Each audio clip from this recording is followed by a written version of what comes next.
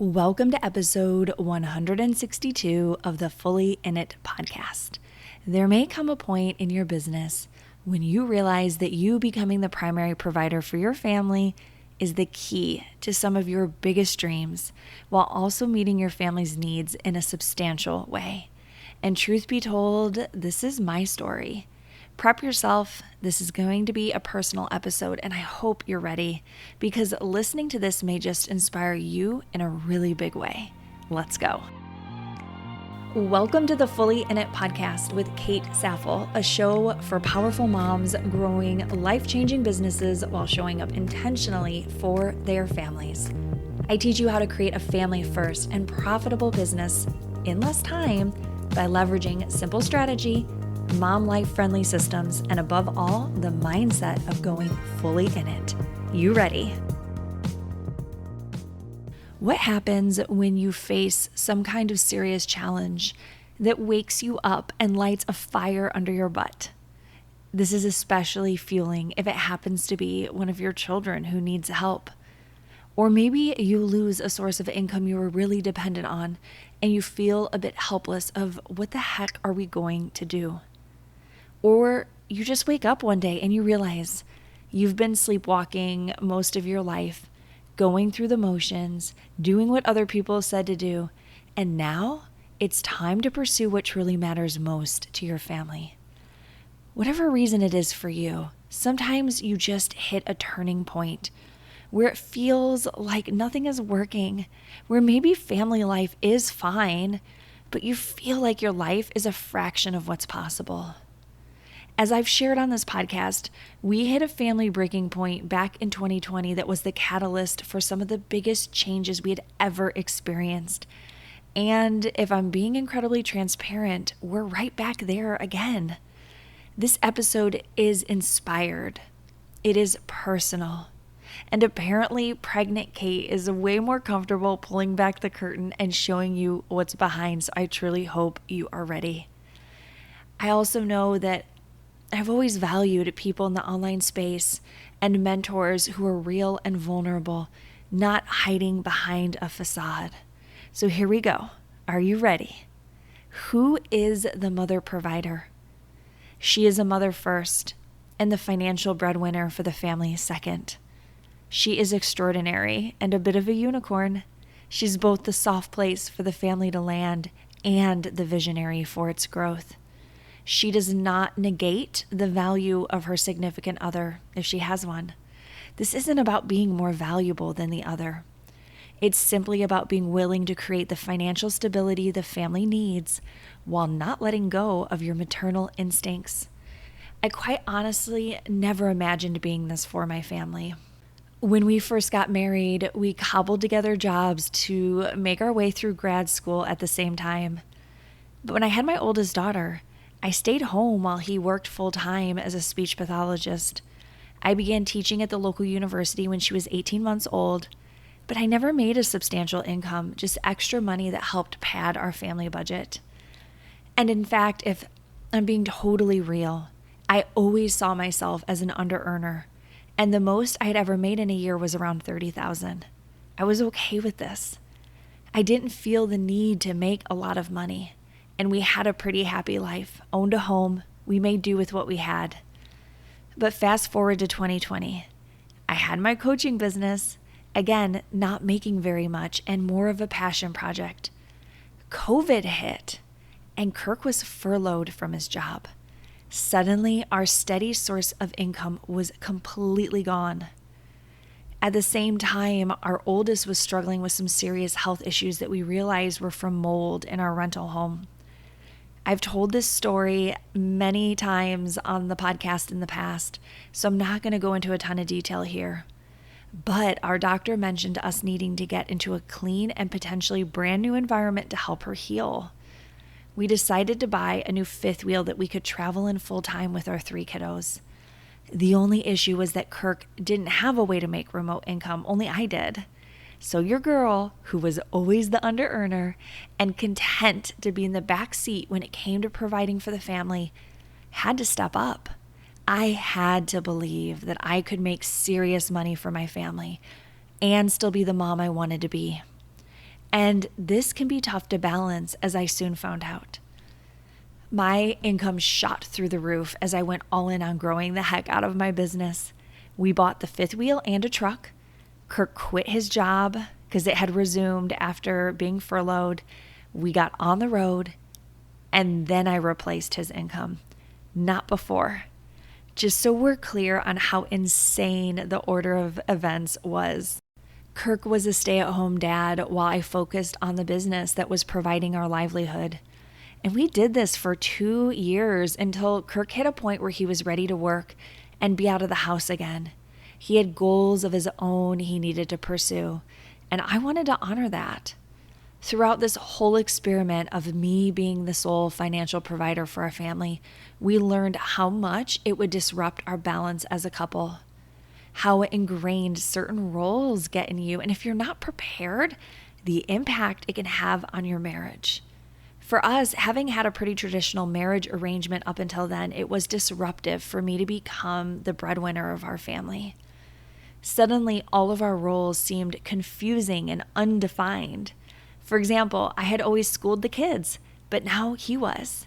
Instead of him trying to make the money numbers work, I was the one working hard to hit our financial goals every month. And it threw me into a more masculine energy. I realized that I'm actually really good at this, but that doesn't mean it's comfortable for me. As a business coach now for moms, I see this pattern over and over again with my female clients who are the primary provider for their family. They get stuck in the masculine and it disrupts the balance in their marriage. It creates resentment and disconnection, especially if their husband is traditionally masculine. They don't realize it, but both are trying to be in the masculine. And a marriage truly needs the balance of both the masculine and the feminine. It takes intentionality as a female making a lot of money to also stay soft and in her feminine, to be the mother first and the moneymaker second. When Kirk decided to go back to work full-time at the beginning of 2023, I leaned back in my business. I was back to being more of a traditional stay-at-home mom who also happened to have a really successful business. This totally threw me off. Not because it wasn't helpful for Kirk to share the financial load again, but because I had let Kirk take over many of my mom duties while I was the financial provider. He had been homeschooling the kids and cooking the meals and doing most of the laundry. Now I was doing it all again, while also running a 6-figure business that had steadily grown over the few years prior. This meant learning new systems and ways to manage it all. I let clients go and simplified my business, being patient with myself as I figured out how to be a present and productive mama and CEO of a business serving moms on 6 continents. At the same time, we changed up the way we were doing homeschooling.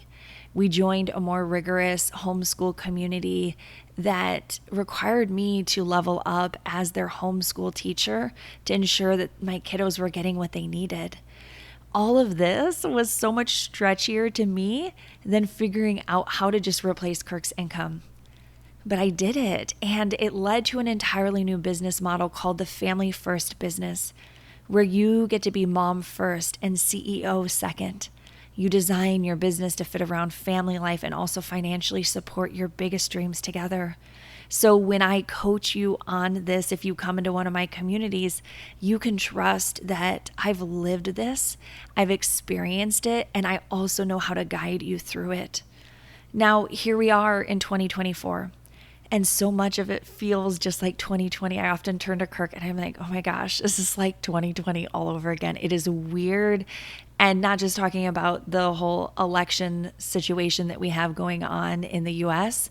There's just so much of it that feels very, very similar, especially for our family. What I'm talking about is the fact also that one of our kiddos is really struggling right now, and our current lifestyle isn't doing her any favors. This is different than my daughter who was dealing with the issues before, and we're trying to find her answers. We're trying to get her the support she needs. As a mama, it is breaking my heart, and it's causing me so much pain to feel like I'm going through a similar experience to what happened with my other daughter. And if you've ever gone through a challenge with one of your kiddos, you're just in it. You're in it. You don't know when it's going to end. You don't know when it's going to get better. You're doing everything you can do to help them. But again, there's no timeline with these situations. Being in it is firing me up. It is reminding me how precious this time is that we have as a family, especially with another baby on the way. I cannot be asleep at the wheel. And if you're listening closely right now, you can't afford to be asleep at the wheel either. Too much is at stake. We're feeling called to massively grow our savings and to have even more financial flexibility and freedom. We want to have the location freedom to go travel long term again after a baby gets here. But under our current circumstances, that's all super challenging because Kirk now has a stationary job again. He has been building up a second income stream that can be managed somewhat remotely, but it's not yet where it needs to be as a primary income. And he doesn't have the time to focus on growing it because of his main job. So Kirk turned to me the other day and he said, "You're just going to have to do it all over again, Kate. The family needs you."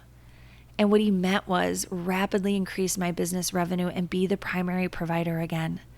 Because if he wants to grow his second income stream, he needs the time and the space to do it. I can be the one to provide that for a family and help us to create long-term generational wealth. It sunk in what he proposed and the realization that I know what I'm doing. I've done this before. I can do it again. There is a thrill to the challenge, especially now that I know so much more than I did 4 years ago. I'm so ready for this. At the same time, it's also a big responsibility. And I wouldn't be pursuing this again if I didn't feel the calling on my heart to do so. I was okay with letting Kirk be the primary provider again and me just bringing in the extra money. But each of us have a calling on our life. And for whatever reason, this is mine. It's different this time though. In the past, I loved growing for the thrill of being able to say I'd created a multiple six-figure business as a mom and that I was building to $1 million business. It was very ego-oriented. Now, I am willing to do this for my family, and I don't really care how it looks on the outside. I'm also not willing to work 5 days a week like I did last time to create it. I'm not willing to miss out on family adventures because I have coaching calls or be consumed by my business 24/7. I trust I can make the money that deeply serves my family and do it my way. I will not sacrifice being mama first because that is my most important role. There will be boundaries and standards in place. This is what I'm called to do for my family. What about you? As you listen to my story, do you see yourself in it? Are you inspired to make changes yourself? If yes, over the next month, I'm going to be sharing the foundational practices and beliefs that help me become a mother provider for my family and that I'm digging back into this second time around. I want to bring you along with me as I double or who knows, maybe even triple my revenue. That would be fun. I cannot wait to watch my numbers rise. I'll be sharing all of this on the podcast, and these episodes will help you get more clear on your direction, live into your values, build a profitable business, and show up as the present mama you want to be. I highly recommend you turn on notifications for my podcast and subscribe. I'm so grateful that you've been with me for this wild ride of a motherhood and entrepreneurship and family dreams. Sometimes in the online space, we only see the highlight reel. But throughout this entire podcast, my goal has been to share the real life with you as well, to show that you can have the life you want and still be a normal human being. I'm grateful you've been here. Cheers to what's next. Let's go, mama. I'll see you next week.